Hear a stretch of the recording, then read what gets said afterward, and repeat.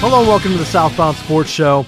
I'm your host, Richie Leahy, here with my co-host, Maddie B. Was a very successful weekend for the XFL in its return, but let's get into that in a little bit here. I want to kick it off with some of the dumbest ideas I've heard in sports in a long time. Both the NFL and Major League Baseball, within the past week or so, have said that they want to expand their playoffs. The NFL wants to let 14 teams in, which I can see, but at the same time, you're talking about having almost half the league in. They have 32 teams right now. So you're 2 teams below that, and you're just thinking, okay, at this point, a lot of coaches stay in the league forever. It doesn't matter if they miss playoffs, so why expand it at all? I think I like this more than the 17th game, but we'll see how they address it. But in other terms, Major League Baseball wants to extend their playoffs and add in a reality TV component.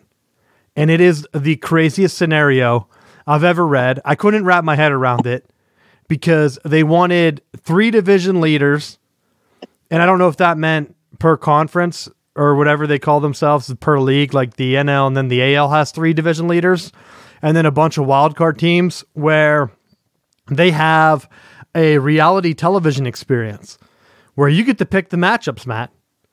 Not only are these teams out there cheating, doing absurd things like wearing buzzers to let them know when curveballs are coming, and the Major League Baseball doesn't care about it, they want to make more of a joke of the league by allowing you, the fan, to pick the matchup.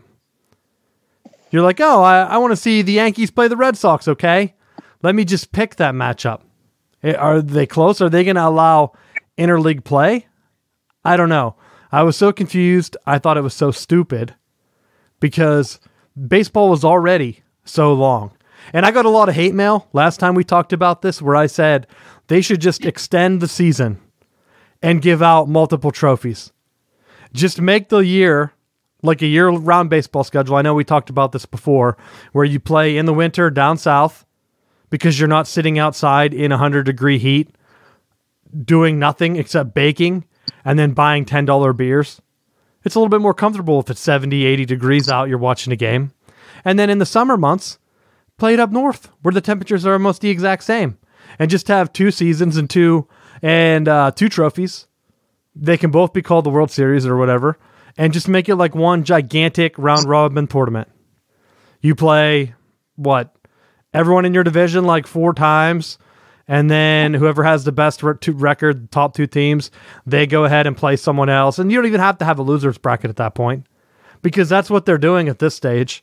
They're going to have the playoffs so long and meaningless after a meaningless regular season. Can you imagine if you're a team that didn't win your division, but you won 100 games because you're in the toughest division, and the fans vote you to play the second best team and you get eliminated in a 1-game play-in? Dumb as hell. If I was a fan, why would I watch that? I don't even understand why they would think that that's a good idea. At that point, just eliminate the regular season and just have a bunch of it be playoff games. The NBA is going to do the same thing. Well, why have playoff games at all? If you're gonna expand it and everyone's gonna play and you're gonna push it even further, you're just gonna keep playing endlessly. We can just roll it'll just be whatever the all-time records are. That's just what your record is. There is no champion. It just goes on, and just like if you're actually at a baseball game, it just goes on and on and on. It doesn't seem to end. And that's a good point, because then fans can go ahead and add their own cutoffs. Like, oh, your team won before whatever. Like, they'll just make something up. Like, oh, your team won before what was a recent event. I don't even know off the top of my head. They're like, oh, yeah, you won before 2000. Doesn't count. You won before buzzers on their chest. Yeah, before teams had buzzers. Before the steroid era, get out of here. Those don't count. You had 90-pound weaklings on your team. Didn't matter. You need to be having roid guys, cheating buzzers, everything for your championships to count. Dodgers, get out of here. You want your city council to vote for that? No dice. You make up your own champions. That's what it will be. They could just do pickup games. Just let the teams like fix each other and then just do like, okay, that's going to be a month tournament. Just do month tournaments. Then everyone's in. Every game counts. You don't have to worry about no one watching in July because you could have the July World Series champion. Start off with single elimination because that's what they're doing now and working their way up. Same with the NFL. Just let everybody in. Cut the regular season to 12 games. Players don't get hurt as much. And then just have an expanded playoff where everyone's in. No bye weeks. You have like a double loss elimination tournament. And then the Super Bowl champion. More drama. I mean, what else? People, they're going to tune out anyway. Too many games. And you're going to add more games. And then it's not even going to be fair. It's not even fair as it is. But that's my last thing. You have any other thoughts on that? Just how people are complaining about if you add an extra week or something that it takes away from the playoffs. I mean, like when you look at baseball, and we've said like that one game playoff is a joke to people that like your whole entire season goes down to one game. Well, now you're leaving it up to people that just want to pick whichever teams are going to be the matchups for the playoffs. I don't know if that's going to change anything as far as like what's the incentive then of it's like once you get to a point where you're like, all right, we're close enough that we're going to make the playoffs, like just resting everyone because you're like once you have a spot, the fans are going to pick, so it's not like you're going to get the benefit of home field advantage or whatever. The baseball one's even more absurd because you have a 5-man staff. Most times you have a rotation of 5 different starting pitchers.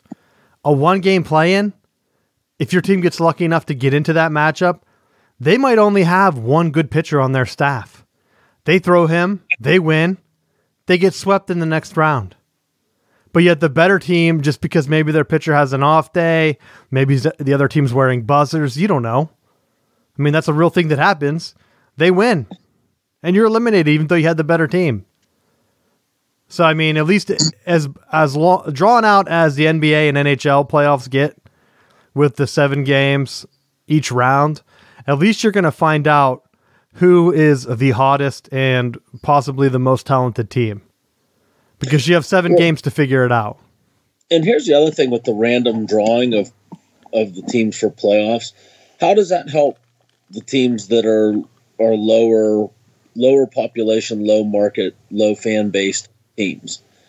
You're always it's going to cater to the Dodgers, the Red Sox, the Yankees that have the higher fan bases and the higher followings. Well, I think that's where I don't know because I could see it 2 ways.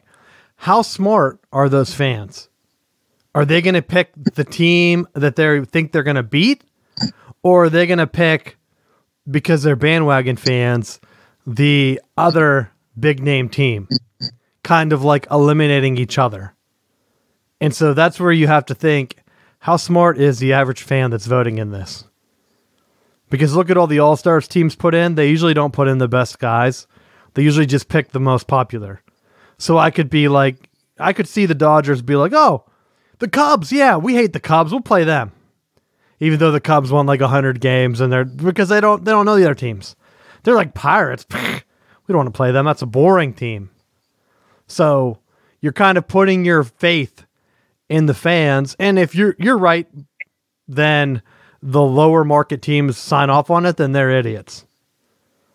Because most likely if the average fan knows which matchup is most likely going to get them to advance, they would pick that lower market team every time. Maybe that's what they want. Eliminate the lower market teams by making them play the big dogs every opening round, and then you have a dream playoff scenario. And they'll always point at it and say, win the division. Then you don't have to worry about that, which is just an excuse for them to shove more money into their pockets. But I don't know. I think at that point, too many teams. You're telling me that college football can't find more than 4 good teams for their playoffs, but yet you're going to throw in 14 teams in Major League Baseball? Give me a break. You can't even find more than 5 good pitchers in the entire league. Every year, it's like you have a handful of top pitchers. Look at the Cy Young voting, and then everyone else is just average. But you're going to tell me you have 14 teams? Doesn't make any sense. Look at the NBA. There's no way they need that many teams in the playoffs. Has the 8 seed ever gone? I mean, in the NHL you have runs, but in the NBA, I don't think you do. Someone could come yell at me if I'm wrong, but at least I don't remember it. One of the top seeds always wins it. Let's get into XFL. Speaking of the NBA, the XFL opening weekend, I didn't see a lot of people talking about it. I saw it show up in a couple of articles kind of like as a footnote. But the XFL beat the NBA in television ratings. Not only... Were you surprised by that, though? What'd you say? Were you surprised by that, though? Well, here are the things, because you're looking at it 2 ways. Number one, the XFL has a better network deal. They're on ABC, they are on Fox, and then they are on ESPN. The NBA is on ESPN, and they are on TNT. Now, if you're looking at it from the outside, the NBA, they negotiated that gigantic deal that everybody laughed at. It's not coming back to them. There's been talks with the NBA Players Association that they are most likely going to have to lower player salaries because they have that deal where if the league's making so much money, the players make so much money. Their ratings are down. I think I said, let me take a look at my stats for the show, but I think that they said it's down 15%. And that's a gigantic drop whenever you're looking at television ratings because they went from 1.99 million viewers a game to this year averaging 1.5. So 15%, that's a big drop. And overall, for the entire network, because they're on, if you combine TNT and ESPN, they have 1.3 million viewers a game. The XFL came in, opening weekend, 3.12. I mean, almost triple what the NBA gets average per game. Comparing them directly, because NBA games are on cable, the XFL game that was on ESPN cable network, they had 2.5 million people. The NBA games on ESPN, the worldwide leader, average 1.5. So the XFL had 1 million more viewers in their opening weekend. And I know it's only one weekend. They also beat the AAF from last year, which I'm still surprised at the amount of people on social media that are dogging the XFL and talking about the AAF like it was some heroes league. The AAF was garbage. If you put those games up compared to the XFL opening weekend games and the AAF, last year we were talking about fumbles, dropped passes. The XFL didn't really have any of that stuff. I was able to watch a game that was high quality. They were interesting for the most part. You had varied tough defense by DC, where they're getting pick sixes and things like that. Then you had a very Florida State, Bob Stoops. He squeaked out 9 points, and you thought, wow, this really worked out for him. I'm glad he stayed in the XFL. Relatively close. Let's have the traditional Florida State in Houston, where they scored a gazillion points. Well, when you're looking at that, you had a bunch of different games that featured different offenses, and the AAF seemed like it didn't have that last year. Now, a lot of the media is putting out that the XFL didn't come close to the NFL ratings. The NFL ratings are back up this year. And just to put it in comparison, because I've been talking about the NBA averaging like 1 million people per game, the NFL had 16.5 million people per game. That's how gigantic the ratings gap is between the NFL and the NBA. That's why everyone laughed at the NBA deal. I know they have 82 games compared to a 17-game season for the NFL or whatever it is now, 16 games. Who cares? You're looking at 16 million people, 1 million people, and the XFL right now can fill that void because you're going to get people to tune in on a weekday, like a daytime hours on the weekend. NBA is not drawing those fans in. So right now it's a success. Let's see if they can keep it going. in the television ratings. I hope that they can, because I like to see football. A lot of people aren't going to watch baseball in the winter. They're not going to watch hockey during those hours. Maybe they will watch football. I went out to a couple different bars over the weekend, some restaurants and some other places. The XFL was on every single one of them. They had, some of the bars had a mix between like basketball and things like that, but the XFL was definitely a mainstay over the weekend, and I hope it stays that way because people are asking for it, people are talking about it, and I'm glad to see it out there. Let's talk about the games itself. Matt, what did you think of the new kickoff rules? It's something that is going to grow on me a little bit. I think it's different to see where everyone's lined up 5 yards apart, and they have to wait for the kick returner to have the ball before they can engage the blockers. So I thought that was a little bit different. I definitely can see the NFL adapting that. I think there's a lot of stuff that the NFL will eventually adapt from this league, like they did the last time, just because it doesn't hurt the XFL to play with the rules. And we've gone through a lot of this stuff before. When you're an experimental league like this, you can do a lot of different things as far as rules. Having the 3 different levels of extra point tries, I think will make games a lot more interesting. I was surprised that going into this week, most teams were opting for 1 or 2 points. You didn't see anyone really trying to go for that 3-point conversion, which surprised me. But I think down the road, as people get more comfortable with their playbooks and different stuff, that you may see that to try to get a little bit more of the analytics involved. Well, I'll tell you, I tried to break it down over the weekend, and my initial thoughts were the 2-point play is the way to go because you can easily bust off a 5-yard run. When you get out to 10 yards for the 3-point play, you don't really have that luxury. I mean, you can try a draw, but with the short field, the safeties and stuff aren't going to be deep enough for you to like break it and still not get touched. You know what I mean? Once you get to that second level, you're still going to have to get hit by the guys in the third level. Where from the 5-yard line, you only have to break it through the second level and you get the points.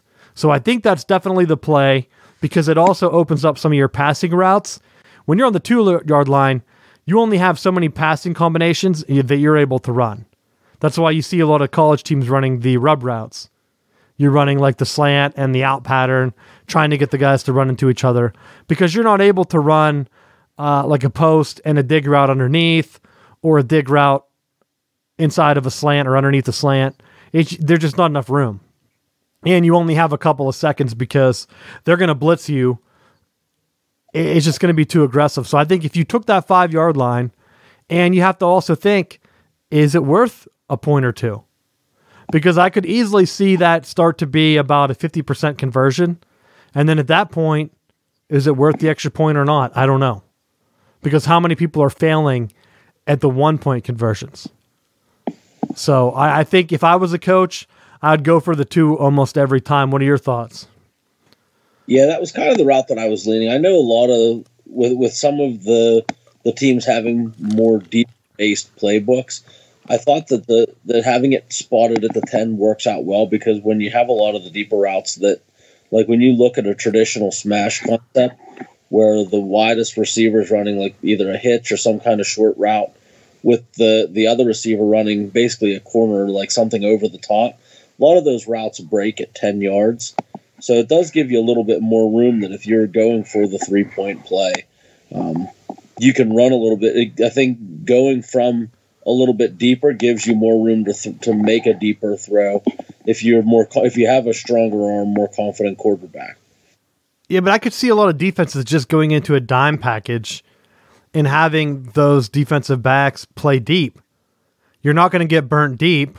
So if you keep everything in front of you, you could be very quick to react. You start 5 yards in the end zone. They're running those deeper routes at you. You're in a play just to knock the ball down. You don't have to worry about someone taking the top off because from 10 yards, you really can't do that. And then at that point, you're out there. Those guys are looking, reading. So if you do try to do a run or something, they have to block and hold the block for 10 yards. It's not like they can run a draw and get 5 yards and then celebrate it. They have to get to the end zone. So that's why I think that one would be a lower percentage, unless you're doing just like a trips package, trying to get someone out in space. I don't know.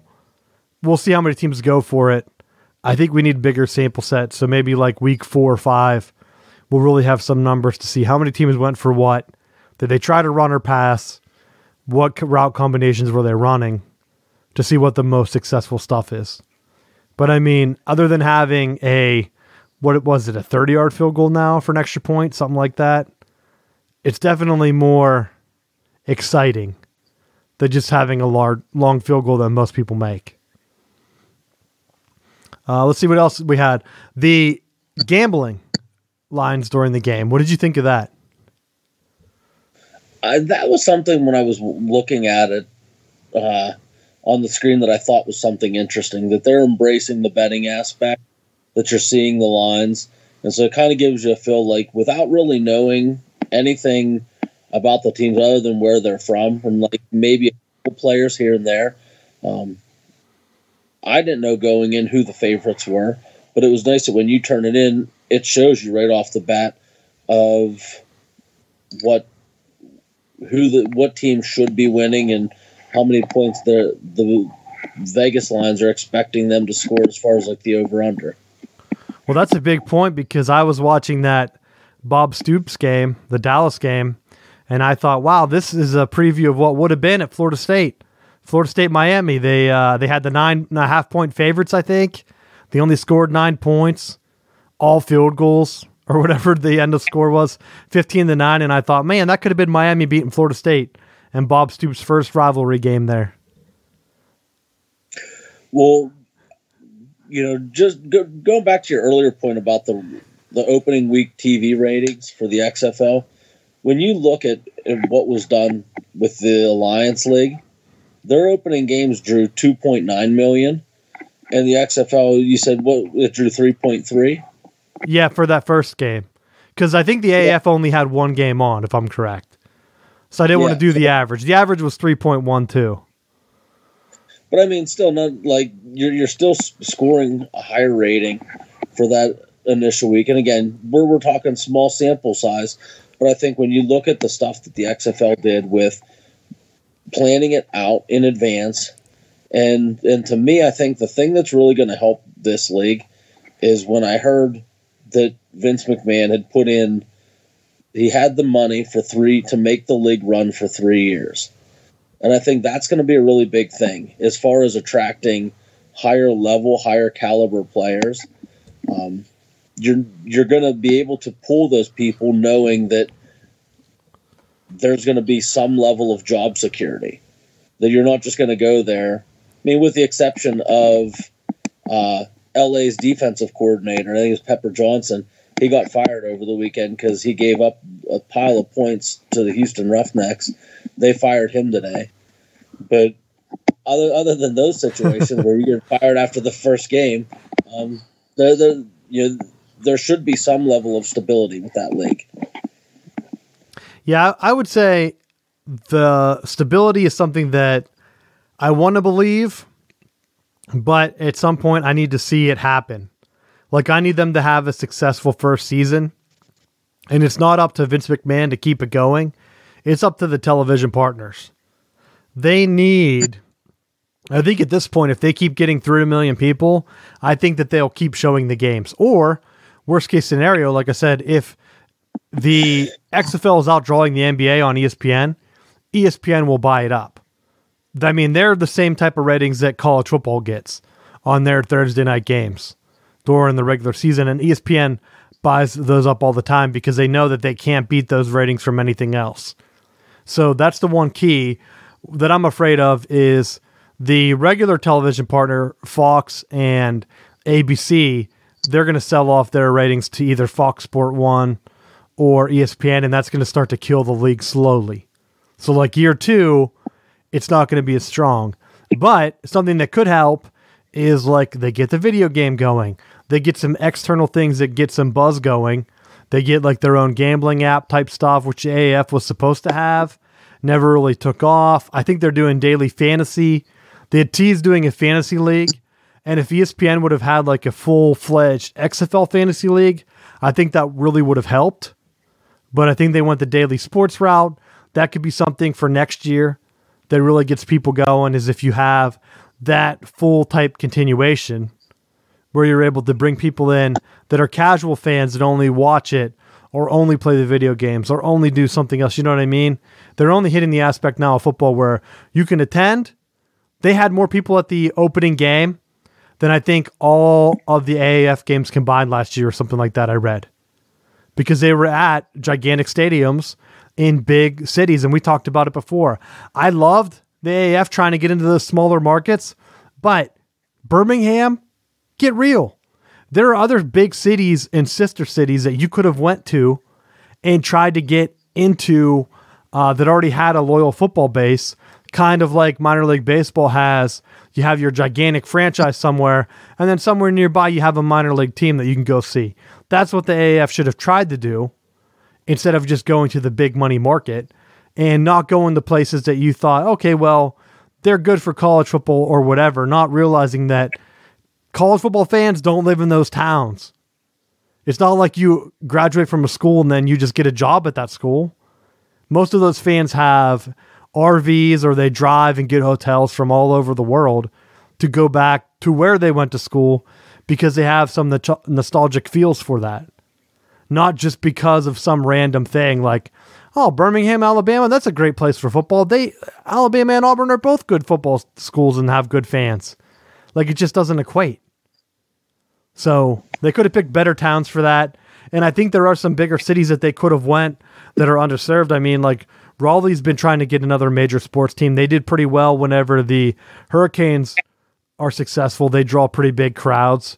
One of the bigger stadiums, I believe, in the NHL. And what are you doing? Like, instead you're going to go out in the middle of nowhere? It just doesn't make sense when you have other gigantic markets that are underserved if you're going to go that route. But let's get back to the actual schematics. The one game that drove me nuts, and I have it on here, the 2-quarterback system. Why did they keep putting Aaron Murray in the game? He had what, like 2 interceptions? And I remember him playing at Georgia, the Mark Richt days whenever they would choke. Kind of like their current days now where they would choke. Seems like they choke all the time. They're like the new Clemsoning. And they have like high flashy recruits and all this stuff, and they're not going to work it out. Wasn't he one of the AAF quarterbacks? I don't know. I can't remember, because if he was, the only quarterback that I remember from that league is how they wouldn't play Johnny Manziel. Like, they pretended like he wasn't good enough to play in that league, even though players were dropping balls and all this other stuff was going on. Like, just let him go out and be a gunslinger. That's what I remember with that league. And my man Steve Spurrier was the best coach by far, and easily had an undefeated year. Shut up. Why, Steve Spurrier? If he came back to the XFL, then and he had an awful year, I would say, well, I mean, that's how bad the AF was. He was awesome there. No one could even come close to him. He's just taking a play right out of your playbook and just win when it's irrelevant, and then just leave, and just throw like meaningless clout around so that then people talk about it. But for people that have no idea because they were busy and couldn't watch the XFL, the team from Tampa Bay had Aaron Murray, and they also had Quentin Flowers, the old USF quarterback. And basically it looked like Mark Trestman, the OC, wanted to put in a more pro-style West Coast high verbiage offense.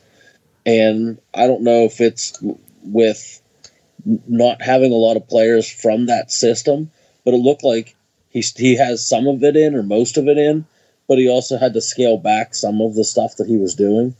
So they just looked like they were a mess. Like they didn't have an identity because they went with Flowers and he scrambled and did some spread things that they were moving the ball, and then it was like they would go back to Murray and throw an interception. And it really reminded me of when Trestman was with the Bears, and like they had Alshon Jeffrey and they had all those big receivers, and they just couldn't get it done. Matt, it was worse than that. Flowers moved them down the field, and I believe they were still close in that point. They were like in the red zone. They got to second down or third down, and they're like, Murray, get in there and take a few sacks. Get us out of this situation. We can't score here. Get us out of this football range. There was one where Flowers completed like a big play, or he ran the ball, and they put Murray in, and he immediately fumbled. I was like, why did they keep putting him back in? And they showed his stat line. He was like 50% or less than 50% completion rate with 2 interceptions. And it was like, why? At what point does the rest of your team got to say, great, here we go again? Because it has to hurt morale. You're moving the ball, and coach gives your guy the hook. How's he feel when he goes back in the game like, all right, guys, we're back out here. Let's get down to red zone. All right, we're here. Oh, wait, coach wants me out? Okay. And then he watches Murray just do nothing. And they kept saying like, oh, he has to come in because it's a passing down. Like what? He hasn't even been accurate. What are you talking about? I could see if he was like the relief pitcher coming in and throwing like 100%, or like he was awesome at checkdowns and they were moving the ball. But it wasn't like he was completing passes or making good reads or getting rid of the ball at all. Just taking sacks, throwing picks. Like there was no reason to put him in. Flowers was doing 100 times better job. And at that point, it's on your head coach. Like someone on the coaching staff has to be like, coach, what are you doing? Like, where's the offensive coach to say, this isn't working? One of the best images of that game was, I don't know if you saw it, Jerry Glanville is the defensive coordinator at Tampa. They had a shot of him where he's wearing 2 headsets at the same time. No, I did not see that. Although I was confused because I did see a lot of old coaches. It looked like I was watching some retirement league where people are just like all gray haired and old. And I was like, what's going on here? Who are these guys? That guy looks familiar. Wait, he coached in 1985? Oh, I don't even know. Where'd he come from? Bob Stoops is all gray now. It was like, I swear I just watched him do the Florida State interviews, perfectly regular colored hair. He comes out in the XFL. He aged like 100 years. No, you didn't actually see him interview. No one saw him interview. It was just a cardboard cutout because he was with the Renegades, not practicing, not scoring touchdowns. No, he went to that dinner. They had the big donor dinner, Matt. Don't you remember? He was there. He was signing autographs. It was a cardboard cutout. I just watched it and I was like, first off, they have all these old coaches. And then you have teams that it just seemed like some of them aren't together yet, but it was fun in a way that I knew I would probably watch this again. So we'll see. Are the ratings going to go up? Got one last thing here for the XFL. Got to give a shout out to my man, Pep Hamilton. I wasn't sure if the offense at Michigan was 100% his fault or if Harbaugh was holding him back. And you really didn't have to know because the defense for that team helped him put points on the board, Matt. 30-something points. You said that they wouldn't score because of that old Michigan offense, but the defense helps them score. Cover the spread. It was a red and white version of Michigan. They relied on defense. They relied on special teams. It was awesome. On lucky trick plays. Their offense did absolutely nothing. It was just like watching Michigan. Cardell Jones. Alabama couldn't even stop him. He's going to be the MVP, Matt. Cardell Jones is going to win the... Doesn't lose some weight. Hey, I don't even know. He doesn't have to lose weight because he's like a bigger Tim Tebow. Or shorter Cam Newton. Whatever you want to compare him to. That's what he is. He'll just run you over and he throws. They said he's inaccurate, but I mean, really, do you need to be throwing deep? Not really. Not if you're running and doing jump passes. The old Tim Tebow, he won a playoff game. Think of all those NFL quarterbacks that don't win playoff games. Has Phillip Rivers? When's the last time he won a playoff game? It's been a while. But I'll give a shout out to him. I did like their jerseys. DC is definitely our most local team because there's no other team around here. It's all like New York. And guess what? They get to play Matt McGloin this weekend, I believe. So you get that big shout out, Big Ten matchup. Matt McGloin, Cardell Jones. New York at DC or wherever the game is. DC versus New York. That's a game to watch. That's our game to watch. Watch that game. And you can see if Pep Hamilton keeps winning that, you'll know that Jim Harbaugh was just holding him back. You heard it here first on the show. Oh, that's good, because then there's that natural pipeline where we can just start talking about forcing Harbaugh out and putting Pep in. Yeah, when he has a championship ring, he can show recruits. That's what the circle of think will be complete. That's what Harbaugh needs. He doesn't have that championship ring yet to show recruits. He just has, that Orange Bowl ring? People don't want to see an Orange Bowl ring. Everybody has those. Brady Hoke had one of those. Or wait, was he the Sugar Bowl? I can't even remember which one he won. Let's go high tempo. You got anything this week? Hold on. There's one other thing with the XFL. From like the nerdy coach point, one of the things that I thought the XFL did that I wasn't anticipating was having the ability to listen to the mic'd-in coaches as they were sending plays in, which I think is something that's really different. That, we're talking about the Houston Astros stealing signals and having things. You're listening to the broadcast as they're saying like what the play call is, and you have commentators like saying, "Oh, this is this," and like with the Houston game, the Dallas game, Hal Mummy's like play calls are the same as when him and Mike Leach were developing their air raid offense. So like when he's calling six, it's all verticals, it's all goes. So it's like you're hearing like their simpler terminology for plays compared to someone like Norm Chow who runs a more West Coast system, that they're using special words to tag the formation, the motion, the play, the routes, the tag, like to change routes within it. So you have like from game to game the differences in system, where instead of like there's some that everything's built into the play, like with June Jones a couple times during the Houston game was able to make like calls that it was like 3 or 4 words and everyone knew what to do, versus you'd hear like a 10-word description for a play from some of the other teams. And I thought that was an interesting contrast, just between the way different people do different things. Yeah, definitely keeping it simple is the way to go. And to be fair, the NFL had their own version of that with Tony Romo. He knew all the plays. So, I mean, all the coaches in the NFL are the same. So once you've seen one system, you've seen them all. If someone wants to call it 10-word names compared to 2-word names, Tony Romo will know what's coming. The only negative that I would say over the weekend is I think I would have liked to have seen someone like Paul Johnson be one of the head coaches, where he's running like his true triple option style. Isn't he still coaching Georgia Tech? No, they fired him. He retired or fired a year or two ago. I can't keep straight. Do they still run the triple option? No. Well, Matt, when they're so bad, like, come on. If you want to, if you want to watch an entertaining video, you're supposed to be the ACC guy. Fill me in on this stuff. All I hear about is Florida State's coaching searches. I figured it was common knowledge. I didn't realize my host was a dumbass. But if you go back and you look at Georgia Tech's spring game, they line up in their flex bone offense and then they check out of it.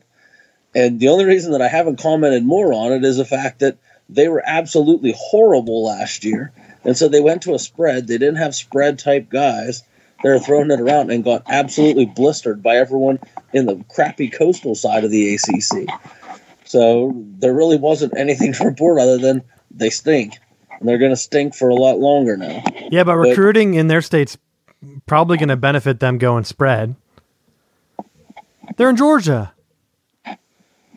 They're in a horrible spot because they're right there where Georgia's going to have their pick.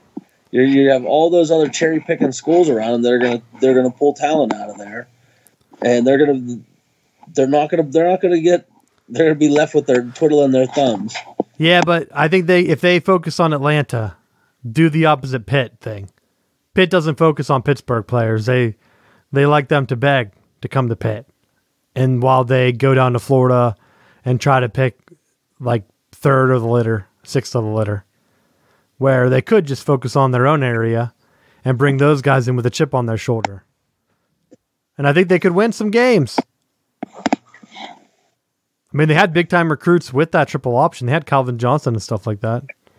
Yeah, well, I thought You have Gene Jones running the air raid. You have Hal Mummy in his air raid. They have a lot of conflicting offenses that the nuts and bolts are different in their own ways. And I thought the true test would be to have like that's triple option style and just see, is it something that would be viable at a professional level? Because everyone says, oh, if you do that, then you're going to get your quarterback killed. Well, I don't know that would be the case. Well, maybe we'll see it. I don't think they'll expand. I think they would be crazy to expand unless the viewership could explode through the roof. I don't know how they would expand another team or two, but it would be nice to go to 10 teams and have sort of like a round robin and then take like the top 4 teams to the playoffs or whatever they do, even if they did 6 teams or something like that, to try to keep it competitive. And then have Steve Spurrier as the other coach. Bring the best in from the AAF and a triple option guy, then you'd round out the league perfectly. That's what they need to do. McMahon, get on that. Keep the ratings exploding. Go up to about 5 million people per game. If they can get there, then I would say expansion's on the table. If they stay around 3, I think you're good for another year. It just depends if Fox and them want to pick it up. But I think if it keeps growing, that's what we have to wait and see. Let's get into high tempo since we went kind of long on the XFL, although that's probably going to be our primary topic for the next couple weeks. What do you got for us? Last night had Florida State and Duke playing in a relevant basketball game. Coming down the stretch, Florida State had a chance to pull potentially ahead and caught an elbow right in the eye. Cameron Indoor, do you think you're going to get that call? Nope. Got the foul. They made the one-on-one, put the game away. But I've been impressed with the way that Florida State has been playing. They look like they are ready for a deeper March Madness run. Well, we'll see. I have, for my high tempo, another college football thing. Before we get into recruiting, LSU, the NFL players, the NFL Combine, they had 16 players invited. That's about 5% of the entire group. And then guess what? The other big dogs had the rest of the top. Ohio State and Michigan both had 11, and Alabama and Georgia had 10. Right there's your heavy hitters. So recruiting matters. And for people that are saying Harbaugh doesn't have the talent, how the hell is he having double-digit people invited to the NFL Combine every year? Like, what are you talking about? He either has a talent because he's getting top 10 recruiting classes, or he's just not developing them. I just don't understand. It can't be both. It's not like he has like a 3-9 team and he has one guy going to the Combine. He has second most. Yet he's getting boat raced by Alabama in the second half. He had the lead at halftime. You know that's coaching. Making adjustments in that second half didn't get it done. Speaking of coaching, Michigan State still can't find a coach. Who turned him down, Matt? Luke Fickell? They didn't call me. Hey, Luke Fickell, they flew him out there. Did you see today? I listened to their board of trustees. They had a guy go on the radio from their board of trustees and say something about him being a waffling flake. They thought that they had Luke Fickell. And they said that, I don't know, it was like a paraphrase. I listened to it. It was weird the way he said it. Like, we don't want a waffling flake as a coach anyway, or something like that. I was like, who says that? First off, why is this guy even interviewing? It's more of a clown show than Florida State. Remember whenever they said, guys, we didn't hire Bob Stoops, but we're definitely considering him. It's like, why even bring him up at all? Why would you say that? Now the fans are going to think that you're hiring Bob Stoops, which is exactly what happened.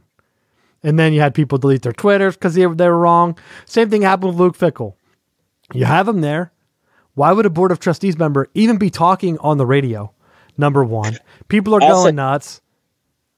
There has to be just a hammer strike coming down to have that many people come. I mean, with the weird way that D'Antonio stepped down, and then when you have all of these other people that are speculated to interview and to be part of that process and to turn them down, there has to be heavy sanctions. There's something that the athletic department knows that isn't released to the public yet, that's going to be a hammer strike, because that's the only reason why you kind of turn that down at this point.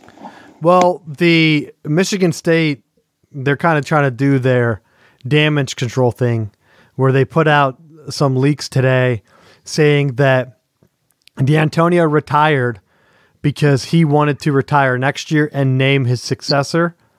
And they told him that he found out that they had a coaching search firm ready to go to find his replacement, and they weren't going to use his successor, which, number one, doesn't make sense. I mean, you have to be the homer of homers to believe that, because why would he quit on his own guys and his coaching staff and stuff? I know right before signing day. If you want to name your successor, you do it in like May. That's like when Tressel came out, remember? And they got stuck with Luke Fickell last time as Ohio State interim. It was because Tressel got into that stuff with Terrell Pryor, and he stepped down in like March, sometime between March and May. Like the absolute dead period, because you're doing spring game stuff and doing that. To quit right before like signing day, it just doesn't make sense. And first off, why would Michigan State name a coaching search firm now? Like, you do that at the end of next season. Like, you put out some feelers, but you don't actually name something. I mean, college football is different than like you're hiring a random employee or like a CEO or something where you want to go talk to people at different companies. You get to see their resume every Saturday. All the coaches are right there. You just look around and say, hey, who has a winning record this year? Okay, how many winning records have they had? Did they ever win a championship? And then you start your list from there, just like the fans do. You don't just randomly hire a coaching search and they're like, well, we need a whole year to do this, because Michigan State's already bleeding money because of the Nassar case where they're paying out money to victims. You don't pay a searching firm for months of them doing nothing. They don't need to vet coaches in the middle of January if you're not planning on hiring them until next year, because you don't even know what other jobs are open. It makes zero sense. Part of that, though, is that they want to show that they did their due diligence, and by having that firm on standby and being able to start going through, they can show that they have a list of qualified people. So that Matt, they already know who's qualified. I can make a list of them who's qualified, who would be a great hire, who would be a good hire, who would be an average hire, and who would be a bad hire. I can do that right now. You could hire me. I mean, hell, how long do you think that contract is if that was a real thing? 12-month contract? You just sit at home. I give them a list like, hey, these are the top guys. Urban Meyer's out there, number one. And they say, well, we already have a disaster here. They're just like, okay, what could be worse than right now? Is Urban Meyer worse than right now? The unanimous thing would say, no, talk to him. Why would you have a list of guys right now that you're going through? They can't give us, he's the perfect hire. We can't get more sanctions. Yeah, he'd just forget about it. Everyone knows he has memory issues, Matt. He might even forget and come out wearing an Ohio State hoodie and say, oh, damn it. I knew I was at a state. I just couldn't remember which one. Someone delete my phone messages real quick. That's what he would say. I mean, come on. First off, they didn't even talk to him from what they've said. I could see going after Slay, the 49ers defensive coordinator. He had ties to the area. He turned them down almost immediately. Then they're going down their list. I don't understand them interviewing or even talking to the Colorado coach. That's not the coach that built that program. He hasn't been good at Colorado. They've been going downhill since he's got there. Why would Michigan State even talk to him? Like, you have to recruit against Michigan, Ohio State, and Penn State. They need a great hire, because the Big Ten is much better whenever Michigan State is good, because then you have a division that rivals the SEC West. If you take Michigan State out of it, who's that middle tier team that's like a Texas A&M, where you wonder, are they going to take that step? Are they going to have an upset? Are they going to make the playoffs? They don't have another team like that. Rutgers, Maryland, they're not getting it done. Indiana, give me a break. They need Michigan State to be good. Having all these coaches turn them down, like Colorado, they haven't been to the playoffs. Michigan State should be leveraging that instead of what's going on right now. And I just don't understand it. They have the money. Throw some money at some guys. Luke Fickell, I understand he could be waiting for a blue blood job to open up. I mean, USC is most likely going to be open. It would be idiotic if USC, after they signed, because this is going to be my segue into college recruiting, they signed their worst class of all time. Matt, all time. USC. They have dudes just sitting in their backyard. And they got like none of them. I know Chip Kelly has some ties down to the coast from his time at Oregon, but give me a break. How are you, Clay Helton, not be able to get anybody to come? You're like last in the Pac-12. I think that was finalized. It just doesn't make any sense.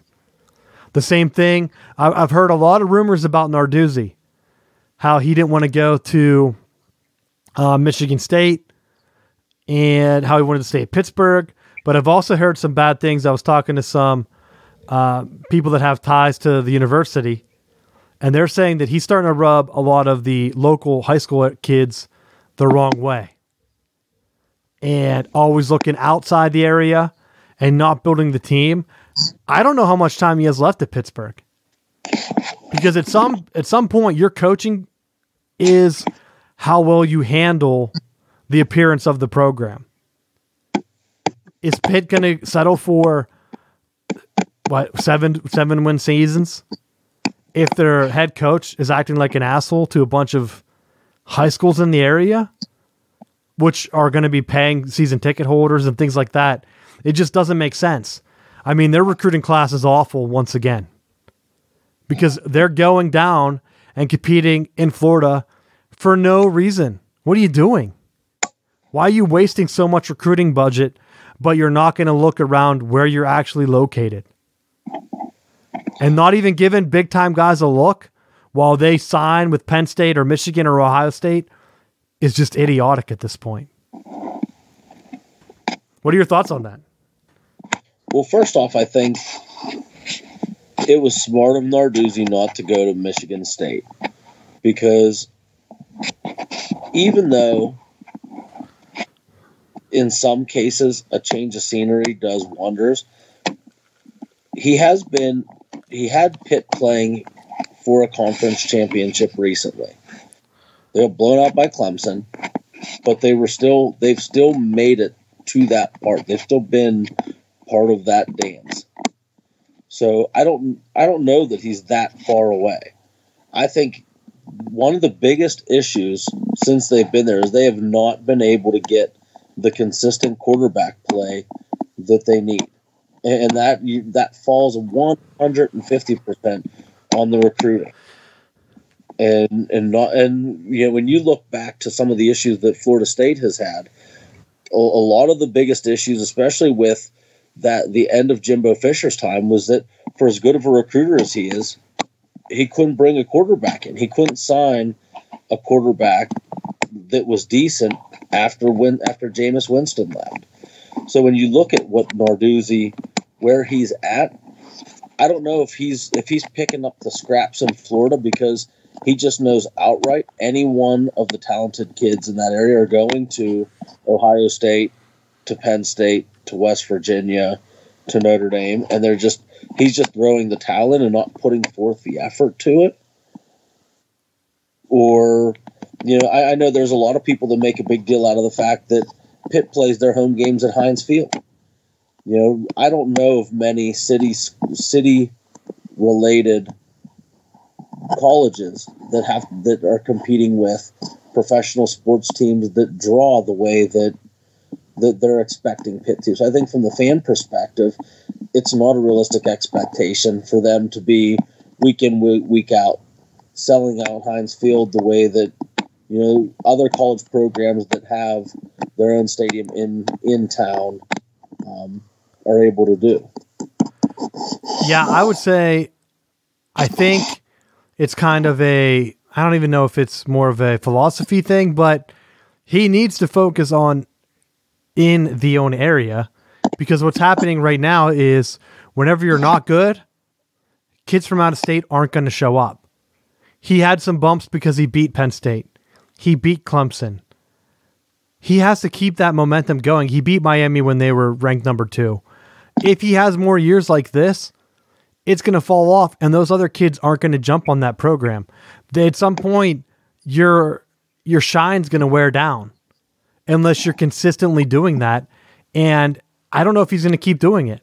And of course, he's not going to go to Michigan State because he can't even recruit against Penn State, let alone going up in state with Michigan and Ohio State right there. How would he ever recruit and have to play against them? At least right now, he's in a weak division, like you said, where he has to beat who? UNC? I mean, that's the top dog right now in that division in recruiting. They're on an uptick right now, so careful what you say about UNC. Well, I brought them out because they had the good recruiters, but I think the other thing is I don't know if it was because of some of the earlier stats that they didn't have the connections to the area that they decided, well, the guys that we're bringing in have connections to the Florida high schools, that if you have a pipeline built where you feel like you're pulling good quality kids, and I know Narduzzi follows that D'Antonio mindset where we're going to get the 3-star guys that match up with our scheme. We're going to make it work. And to a lesser extent, I think that it works because they're still producing NFL level talent. You know, you have the Aaron Donalds that come through, and you have the Larry Fitzgeralds that they're putting a lot of high quality players into the league. So they're turning them out. Yeah, but were either of those guys Narduzzi guys? They weren't. Like Larry Fitzgerald went through whenever Dave Wannstedt was getting anyone he wanted in the area. That's what I said they need to go back to. And I'll always say that I thought Aaron Donald was way before Narduzzi. He was there whenever they had all those coaching changes, wasn't he? Yeah. Yeah, it was around that time period. I mean, I could be wrong, but Narduzzi, looking at what he had, what did he bring in? A lot of his success came with guys that were recruited before him. And then to throw in the towel, it's cyclical. Michigan State's been able to land top guys in the state of Michigan and guys near the top in Ohio because D'Antonio knew you can't just get guys in your system. You need some absolute studs. When he stopped landing them around the same time Michigan got Harbaugh, he stopped getting some of those top guys. Look what happened. They had a clear drop-off, and you can see they didn't take advantage of their playoff appearance. They weren't able to keep close with Alabama, and I think that made a lot of recruits hesitant to say, like, okay, I can't go there and do whatever I need to do. He wasn't able to take that next step. Same with Narduzzi. You beat Clemson, you get to your bowl game, whatever, you start to win some of those bigger games. If you can't build on that, you're left where you are. Look at Clemson. They weren't recruiting that high. At some point, they had to keep winning, and now they're recruiting the top of the league. I think I had a stat where you look at teams on where they historically perform recruiting-wise and where their class ended up this year, and Clemson was basically overall number 1 in terms of the talent compared to their conference. So in the ACC, they're 33% higher than the ACC average. Who is going to compete with them with that much higher? I mean, if they have a 33% talent bump, and the reason I brought up UNC, they're 23.9% higher. The only other team in the Coastal that's that high is Miami at 27.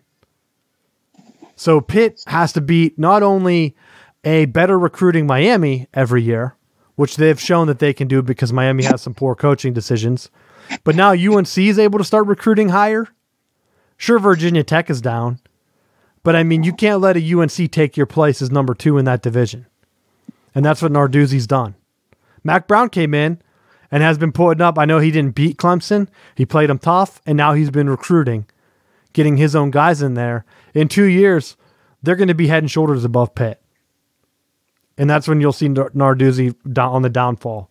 I have the other conferences. Texas is 31. Oklahoma's 29. Head and shoulders, the same 2 teams. I'm surprised Texas is as high as it is because I thought some of Tom Herman's shine would start to fall off, but they're the biggest dog in a big state. You had, Ohio State 29, Michigan 24, and Penn State 24. Michigan's a little bit ahead, 24.5. Penn State's 24.1. So in the Big Ten, the big three. And then those are the ones that have like 20% higher than the rest of their conference. I think, Oregon in the Pac-12. They're the only one in the Pac-12 out of the big schools. They're at 25.7. So in the Pac-12, it's really Oregon with the top recruiting class, and then no one. At least the other conferences, it's the bigger names. Penn State's able to keep hanging in there, even though their blue chip ratio was not good this year. Penn State last year had one of the most talented rosters. I think they were in the top 10 with the blue chip ratio and the talent composite. They brought in a lot of 3-stars this year, 16. So is that going to be something that's going to affect their overall team talent in a crucial year for James Franklin?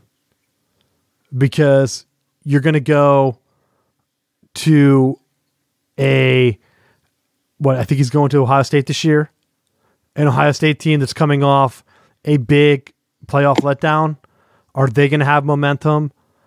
I don't know what's going to happen. He gets Michigan does he get Michigan home? Or no, he has to go to Michigan. So he might get Ohio State at home. He hasn't won at Michigan. And then you have to still beat that Ohio State team. You're looking at possibly 2 losses there. What's going to happen? It's a big year. And you bring in a recruiting class that was close to the top 10, but if you look at it, the breakdown, the average isn't as good. The only 2 Big Ten teams that had the high average were Michigan and Ohio State. So is that going to be the way the conference shakes out with Ohio State beating Michigan again, getting into the playoffs, and then Michigan getting an overranked bowl game to get beat down? That's what you have looking forward to, unless things change. But anything you got for college recruiting? I don't know too much off the top of my head right now. I think most of it, to be honest, just looking at the final numbers, like I said, Penn State filled out with a bunch of 3-stars and things like that. Beforehand, we knew most of the stuff was locked up because they had the early signing day. So this February date doesn't really do anything except point out things like I said, USC, when they're failures. And D'Antonio leaving Michigan State high and dry before signing day, before they sign a lower class than what he normally brought in. And then you're kind of like, see ya. Like, congrats, these are your guys. Most of them already signed, so they're stuck. And that's what I don't like about the early signing day.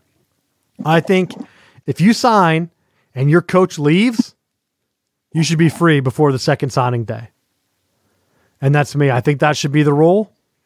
And I don't want them to do like a transfer thing where they said, well, you can still transfer 1 year without sitting out, but when? I mean, if the guy leaves right before second signing day, I think all of those signees should be void. And they should have been able to sign with whoever wanted to take them on that second day, because I'm sure a lot of other teams had openings and would have taken some of Michigan State's guys. So that's my final thoughts on it. I don't know if you have anything to say about that. Well, one of the things you were saying about the coaching changes, one of the pitches that I thought Norvell did at Florida State that was unique, and I'm sure I brought this up before, was that he talked about how when he was selling recruits, was telling them, don't expect your position coach to be there with you all 4 years, because more than likely the intentions are for them to improve and to get better and move on from a position coach to a coordinator, from coordinator to head coach, and that when their position coach is there with them when they sign in 4 years, they more than likely should be progressing and moving on to bigger and better things. And that was one of the things that some of the recruits that ended up signing kind of like to hear, the direction and the plan, that there seemed to be more positive momentum. So I do think when you're looking in general at recruits, they have to go in. Like, you can't be completely blind to think, oh, well, my coach isn't going to leave, because just like coaches can't think, I'm signing this recruit and not thinking that they're going to hit the transfer portal. But one of the things that I think that you're going to see, and I think Virginia Tech was one that did this, so they said if you put your name out to the transfer portal, you might as well just stay in the portal because we're not bringing you back. And that's why Virginia Tech had an awful class too. Probably because players just don't care about their coaching staff. Because they were historically bad. They were almost as bad as USC. So, I mean, you're looking at that. The one thing that I can't agree with you on having people sign with the school and then have coaches leave, because look at Michigan State right now. They can't bring anyone in. So you're going to sign and waste a year of your eligibility to play for a coach that they are actively trying to have a search committee find your replacement. Like you're going to play for interim Mike Tressel right now, when Mike Tressel might not even be there next week. They could hire Brett Bielema for all we know. So if you're a kid, why would you sign that? If the school was going to say, hey, we're going to take a year with Mike Tressel, he's going to be the interim, and we're going to go ahead and at the end of the year, evaluate the year. So if the players do well, have like a winning season, we'll hire him as a full-time coach, or we'll reevaluate the situation or whatever. That way, players coming in, they might already have a connection with him. They can still sign comfortably. But the administration has gone the opposite direction. They're flying to Luke Fickell to Cincinnati and interviewing him right after signing day. So if you're a player, you have to feel duped. That's not the same. Like I could see you're signing and your position coach gets promoted. Like that's totally different than, hey, come sign for us. I'm the interim coach. I'm going to be the head coach this year. And then you wake up to see that the athletic director or I don't even know who flew to Cincinnati, but is talking to Luke Fickell and he might be your head coach on Sunday. Like that would have to be a culture shock, especially because a lot of those guys might not have ever met him. So we'll get into some more college football stuff, get into the offseason. Last topic I had was college basketball, just because I had a bunch of people message me about the Michigan situation. So Michigan point guard Xavier Simpson was suspended for violating team rules or something. It turned out that, per a police report, I didn't see a lot of the other information, that he wrecked a car belonging to the athletic director. And I will say that there is a team manager that is the athletic director's son. So most likely they were together, from what I've gathered. And I just want to say, what kid doesn't drive the athletic director's car around? I mean, when I was in high school even, the principal would just let us take his car and go for rides. So what's the big deal? I mean, look at all those recruiting pictures from Georgia, Matt. How many of those guys you think own those cars? Probably zero. Probably zero, because I don't see old Georgia players like Aaron Murray's not driving around in an Escalade, Matt. Especially after that performance on what does he play on Saturday or Sunday? He's not driving around in an Escalade. Like that was a Georgia perk. I heard a thing about the Florida Gators football team where for a while there they all had the Segways, and you just saw a bunch of muscled beast guys driving around like these tiny Segways all around campus like a pack of gators. So put that image in your mind. So all these players have things like that. I really don't see where the car is. Wreck the car, gets suspended. Okay. I know a lot of people were mad because they had some guys come back and then they beat Michigan State in basketball last Saturday. Have some injuries, have some suspensions. If you serve your time, not breaking any laws, you're not getting arrested. I don't see what the big deal is. So that's my official stance. You can't tell me, whenever it's been proven in college basketball, that players from other teams have actively taken money. I mean, especially Michigan State fans messaging me. Your coach went out with one of your players, Miles Bridges, last year and had him pay back the money he took and did like an on-stage handshake so he could play for the NCAA tournament. Oh, sorry. Like, give me a break. Give me a break. Like, don't take... who cares? I know they're probably all dirty. All teams are dirty until proven wrong. If the FBI has all these wiretaps out, the NCAA did absolutely nothing. So just like Major League Baseball, all teams should just start paying players and tell them to do something, which, my final note for the final bell, it has come out that the NCAA, and this leaked So this could be an incomplete list of right now because we're recording this on Tuesday night. The NCAA, the ACC, and the Big 12 have all been spending millions of dollars to lobby politicians to stop the payment of players. So makes you really think those, well, the NCAA, of course, they don't want it to happen, but the ACC and the Big 12, what do those conferences have to lose? Is the Big 12 paying players under the table? Is Clemson paying players under the table and they have the ACC going to bat for them? Stay tuned because I didn't see the Big 10 or the SEC doing that stuff. When you're a big time conference, you don't maybe you don't have to pay players, Matt. It just means more. It just means more. That's my final bell. You got anything?